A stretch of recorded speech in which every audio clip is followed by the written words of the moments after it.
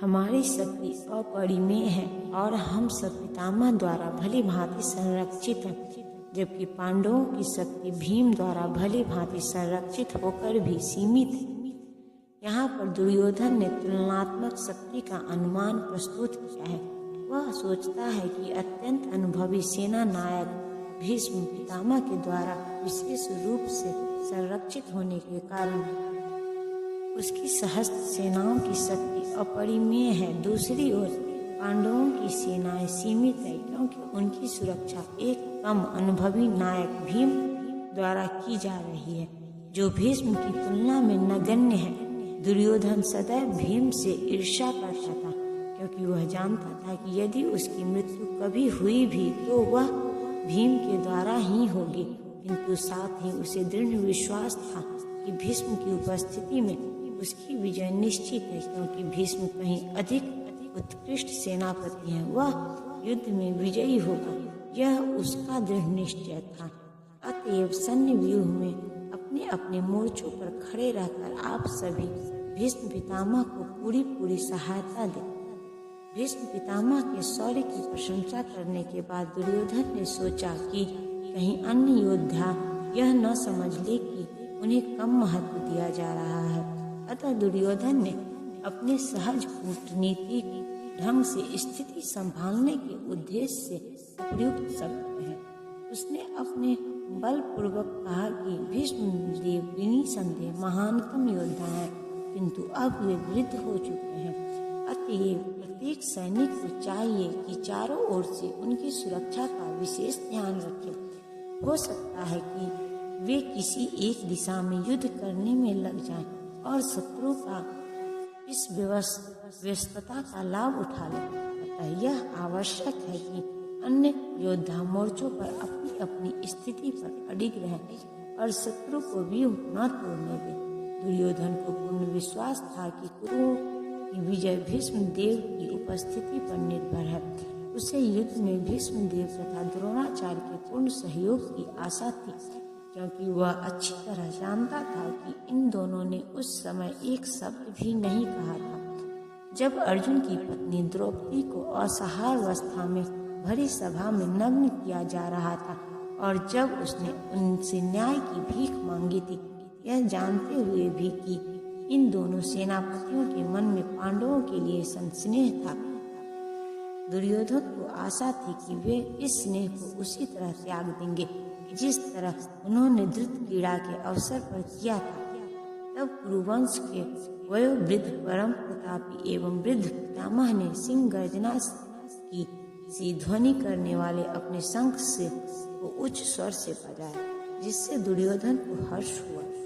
कुरुवंश के वयोवृद्ध पितामह अपने पुत्र दुर्योधन का मनोभाव जान गए और उसके प्रति अपनी स्वाभाविक दयावश उन्होंने उसे प्रसन्न करने के लिए अत्यंत उच्च स्वर से अपना शंख बजाया, जो उनकी सिंह के समान स्थिति के अनुरूप था। अप्रत्यक्ष रूप में शंख के द्वारा प्रतीकात्मक ढंग से उनको अपने हताश पौत्र दुर्योधन को बता दिया कि उन्हें युद्ध में विजय की आशा नहीं है, क्योंकि दूसरे पक्ष में साक्षात भगवान श्री कृष्ण है। फिर भी युद्ध का मार्गदर्शन करना उनका कर्तव्य था और इस संबंध में वे कोई कसर नहीं रखेंगे। तत्पश्चात शंख, नगाड़े, बिगुल, तुरही तथा सिंह सहसा एक साथ बज उठे। वह संवेद स्वर अत्यंत कोलाहलपूर्ण था। दूसरी ओर से श्वेत घोड़ों द्वारा खींचे जाने वाले विशाल रथ पर आसीन कृष्ण तथा अर्जुन ने अपने अपने दिव्य शंख बजाए। भीष्म देव द्वारा बजाए गए शंख की तुलना में कृष्ण तथा अर्जुन के शंखों को दिव्य कहा गया है। दिव्य शंखों के नाद से यह सूचित हो रहा था कि दूसरे पक्ष की विजय की कोई आशा न थी, क्योंकि कृष्ण पांडवों के पक्ष में थे। जयस्तु पांडुपुत्राणां येषां पक्षे जनार्दन। जय सदा पांडु के पुत्र।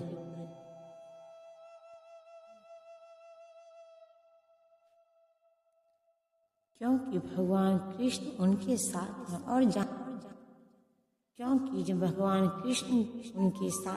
जहाँ जहाँ भगवान विद्वान हैं वहीं वहीं लक्ष्मी भी रहती हैं, क्योंकि वे अपने पति के बिना नहीं रह सकते। अतः जैसा कि विष्णु या भगवान कृष्ण के शंख द्वारा उत्पन्न दिव्य ध्वनि से सूचित हो रहा था, विजय तथा श्री दोनों ही अर्जुन की प्रतीक्षा कर रहे थे। इसके अतिरिक्त जिस रथ में दोनों मित्र आसीन थे वह अर्जुन को अग्नि देवता द्वारा प्रदत्त था और इससे सूचित हो रहा था कि तीनों लोकों में जहाँ कहीं भी यह जाएगा वहाँ विजय निश्चित है। भगवान कृष्ण ने अपना पंचाजन्य शंख बजाया। अर्जुन ने देवदत्त शंख तथा अति भोजी एवं अति मानवीय कार्य करने वाले भीम ने पौंड्र नामक भयंकर शंख बजाया। इस श्लोक में भगवान कृष्ण को ऋषिकेश कहा गया है क्योंकि वे ही समस्त इंद्रियों के स्वामी हैं। सारे जीव उनके भिन्नांश हैं, अतः जीवों की इंद्रियां भी उनकी इंद्रियों के अंश हैं। चूंकि निर्विशेषवादी जीवों की इंद्रियों का कारण बताने में असमर्थ हैं, इसीलिए वे जीवों को इंद्रिय रहित या निर्विशेष कहने के लिए उत्सुक रहते हैं।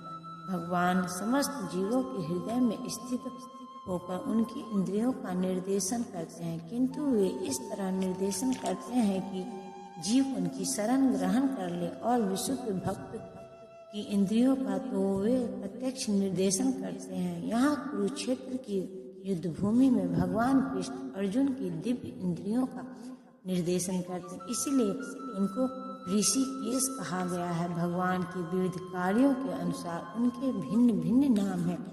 उदाहरणार्थ इनका एक नाम मधुसूदन है क्योंकि उन्होंने मधु नाम के असुर को मारा था। वे गौओं तथा इंद्रियों को आनंद देने के कारण गोविंद कहलाते हैं। वसुदेव के पुत्र होने के कारण इनका नाम वासुदेव है। देवकी को माता रूप में स्वीकार करने के कारण इनका नाम देवकी नंदन है। वृंदावन में यशोदा के साथ बाल लीलाएं करने के कारण यशोदा नंदन है। अपने मित्र अर्जुन का सारथी बनने के कारण पार्थ सारथी हैं। इसी प्रकार उनका एक नाम ऋषिकेश है क्योंकि उन्होंने कुरुक्षेत्र के युद्ध स्थल में अर्जुन का निर्देशन किया था। इस श्लोक में अर्जुन को धनंजय कहा गया है क्योंकि जब इनके बड़े भाई को विभिन्न यज्ञ संपन्न करने के लिए धन की आवश्यकता हुई थी तो उसे प्राप्त करने में इन्होंने सहायता की थी। इसी प्रकार भीम वृक्षोदर कहलाते हैं क्योंकि जैसे वे अधिक खाते हैं उसी प्रकार वे अति मानवीय कार्य करने वाले हैं, जैसे हिडिंबासुर का वध। अतः पांडवों के पक्ष में श्री कृष्ण इत्यादि विभिन्न व्यक्तियों द्वारा विशेष प्रकार के शंखों का बजाया जाना युद्ध करने वाले सैनिकों के लिए अत्यंत प्रेरणाप्रद था।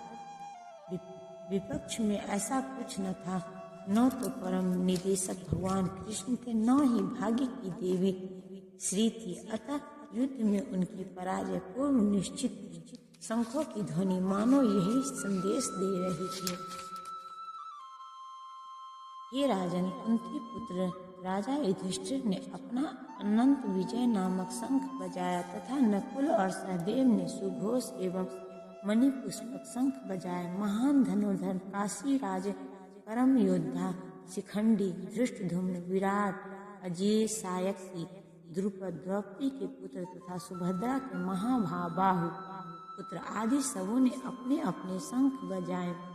संजय ने राजा धृतराष्ट्र को अत्यंत चतुराई से यह बताया कि पांडवों के पुत्रों को धोखा देने तथा राज सिंहासन पर अपने पुत्रों को आसीन कराने की यह अविवेकपूर्ण नीति श्लाघनीय नहीं थी। लक्षणों से पहले से ही यह सूचित हो रहा था कि इस महायुद्ध में सारा कुरुवंश मारा जाएगा।